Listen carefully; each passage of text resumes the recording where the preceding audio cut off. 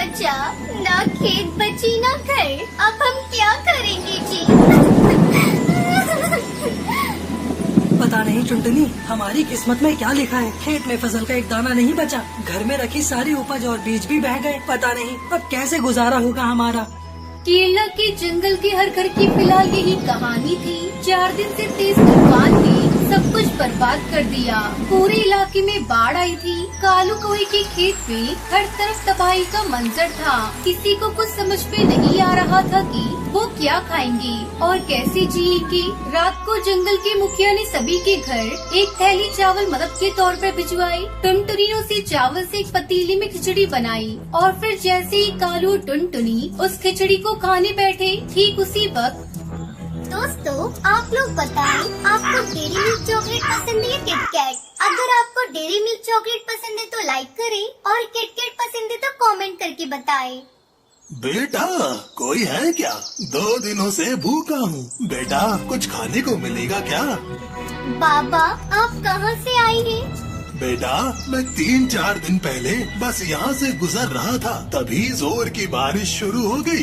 बारिश से बचने के लिए मैं पास वाले मंदिर में रुक गया, लेकिन बारिश बढ़ती ही चली गई और मैं वहीं पर फंस गया। अब पानी कम हुआ तो बाहर निकल पाया। अब वो मैं बोल रहा था कि कुछ खाने को है क्या बेटा? एक तो वैसे ही अनाज कम है, इतनी सी खिचड़ी बनी है बस, इसमें से पापा को कैसे खिलाएं? कोई बात नहीं, भगवान सब व्यवस्था करेगा। बाबा, आप अंदर आइए। बेटा, अगर कोई बात है तो जाने दो, मैं कहीं और जाकर खा लूँगा। ना ना बाबा, कोई बात नहीं। ये मेरी पत्नी टुनटुनी है, इसने खिचड़ी बनाई है। तो बस ये कह रही थी कि आपको खिलाने के लिए हमारे पास अच्छा भोजन भी नहीं है।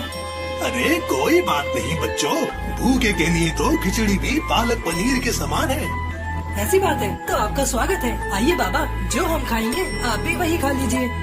कालू और टुनटुनी के पास इतनी भी खिचड़ी नहीं थी कि वो दोनों भी पेट भरकर खा पाए। खाना खाने के बाद बेटा, आप लोगों का बहुत धन्यवाद। अब चलता हूँ। बेटा कालू, जरा एक गिलास पानी पिलाओगे? टुनटुनी और कालू पानी लेने अंदर गए। फिर जब कालू और टुनटुनी पानी लेकर वापस आए तो साधु बाबा उसे कहीं नहीं दिखे। अरे, लगता है बाबा चले गए। लेकिन वो क्या है? कालू की नजर उस जगह पर थी जहाँ वो साधु बाबा कुछ देर पहले बैठकर खिचड़ी खा रहे थे। अब साधु बाबा तो वहाँ पर नहीं थे, लेकिन उनकी जगह वहाँ पर एक अंगूठी रखी हुई थी जो काफी ज्यादा चमक रही थी। टुनटुनी, अरे टुनटुनी, जल्दी आओ। ये देखो, वो साधु बाबा अपनी अंगूठी यहीं भूल गए हैं। अंगूठी भूल गई? अंगूठी भला कौन भूलता है? शायद उन्होंने हाथ धोने के लिए अंगूठी निकाली हो और फिर पहनना भूल गए हो। तुम रुको, मैं देकर आता हूँ। वो अभी ज्यादा दूर नहीं गए होंगे। कालू ने साधु की तलाश में पूरा जंगल छान मारा, लेकिन उसे वो साधु बाबा कहीं नजर नहीं आए। उधर बाढ़ का पानी भी पूरी तरह से उतर गया था। लेकिन पूरे गांव के सामने चुनौती ये थी कि खेतों में क्या और कैसे उगाया जाए, क्योंकि पूरे गांव में किसी के भी पास न बीज थे और न ही उन्हें खरीदने के पैसे थे। गांव में भुखमरी की नौबत आ चुकी थी। फिर एक दिन क्या हुआ जी, थक गई क्या? हाँ, पूरा दिन भटकता रहा, लेकिन पूरे जंगल में किसी के पास एक भी बीज नहीं बचा है। सब कुछ बाढ़ में बह गया और तुम्हारे खाने के लिए भी कुछ इंतजाम नहीं हो पाया है। आप मेरी फिक्र मत करो, मुझे भूख नहीं लगी। 2 दिन से कुछ नहीं खाया है तुमने और कहती हो कि भूख नहीं लगी है। हे भगवान, ये कैसे दिन देखने पड़ रहे हैं मुझे। मैं अपने पति को खिचड़ी तक बनाकर नहीं खिला सकती।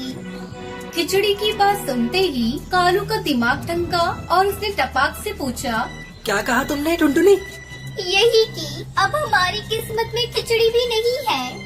हाँ, मुझे भी याद आया। याद करो, उस दिन हमारे घर एक साधु बाबा आए थे और वो अपनी अंगूठी यहीं पर छोड़ गए थे। हो सकता है कि वो हालात देखकर जानबूझकर उसे यहाँ छोड़ गए हो। जल्दी करो, वो अंगूठी लेकर आओ। हम उसे बेचकर कुछ और दिन खाना खा सकते हैं।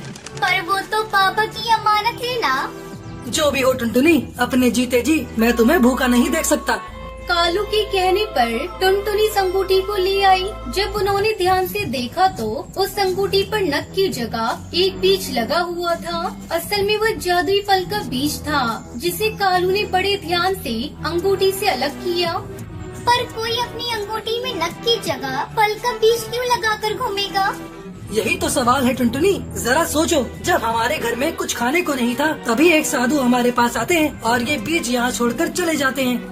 दोनों ने उस बीज को अपने घर के गमले में गाड़ दिया। टुनटुनी और कालू को लगा कि कुछ दिन बाद उस बीज में से किसी फल का पौधा निकल आएगा जिनसे वो कुछ वक्त के बाद कुछ और बीज बना पाएंगे। और इसी सोच के साथ वो दोनों वहाँ से चले गए। उन्हें इस बात का बिल्कुल अंदाजा नहीं था कि उनके साथ क्या चमत्कार होने वाला था। अगले दिन जब कालू और टुनटुनी सोकर उठे तो ये देखकर चौंक गए कि जिस गमले में बस एक दिन पहले ही उन्होंने किसी फल का बीज बोया था, वहाँ अब एक मजबूत पौधा खड़ा था। सिर्फ इतना ही नहीं, उस पर कई सारे लाल लाल सभी तरह के फल भी उगाए थे। हे भगवान, ये कैसे संभव है? इतनी जल्दी फल आ गए, ये उन साधु बाबा का चमत्कार है जी। और मेरी बनाई खिचड़ी का फल जो इतने सारे सभी तरह के फल के रूप में हमारे सामने है। कालू ने उस पौधे से निकले फलों से एक फल तोड़ा और उसमें से ढेर सारे बीज निकालकर अपने खेत में बो दिए। कई दिनों बाद दोनों पति पत्नी खुशी खुशी भागकर अपने खेत गए। वहाँ उन्होंने देखा कि पूरा का पूरा खेत कई तरह के फलों से भरा पड़ा था। इतने सारे फलों को देखकर दोनों खुशी से उछल पड़े। अब से हमारे जंगल में कोई भी पक्षी भूखा नहीं सोएगा। दोनों ने मिलकर फलों को तोड़ा और सारे जंगल के गरीबों में बांट दिए और फिर सभी खुशी खुशी रहने लगे। तारा अखिया के काजल हमर जान ले गई।